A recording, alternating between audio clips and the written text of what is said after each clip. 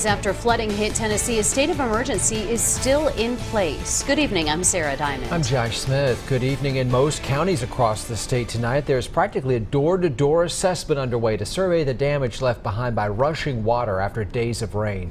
The goal is to help people who need it tonight. But Chantel Batista found one neighborhood where people seem to find help in short supply.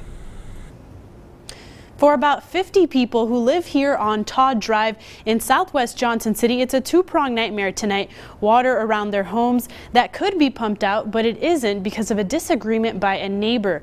And no power for days with no relief in sight. Almost 50 people here don't have power tonight, just days after the flooding hit.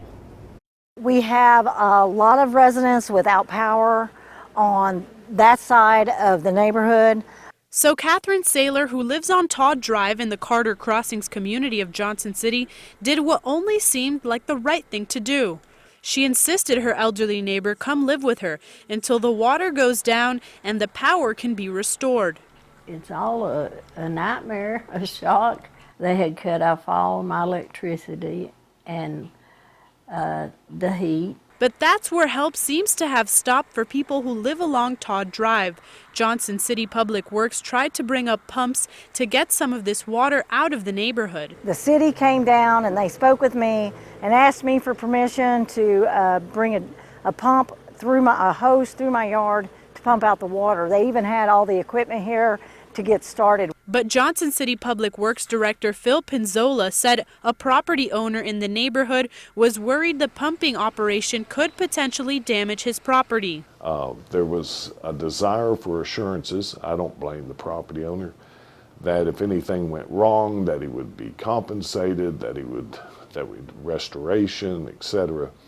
And we just weren't in a position to make any of those guarantees. So no agreement means no pumping.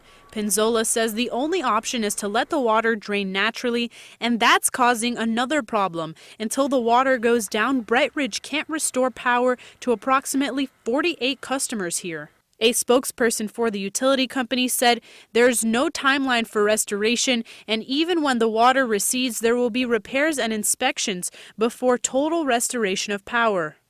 Meanwhile, back at Catherine Saylor's home, disbelief that help can't come sooner and that anyone would say no to lending a hand. I understand that there might be some issues, but I would think that, you know, in the spirit of helping your fellow man, that he would have helped out in this community. Bright Ridge Power said it was able to restore service to about 9 customers in the area today. At City Hall, I'm told work will be done to find a long-term solution so that this does not happen again.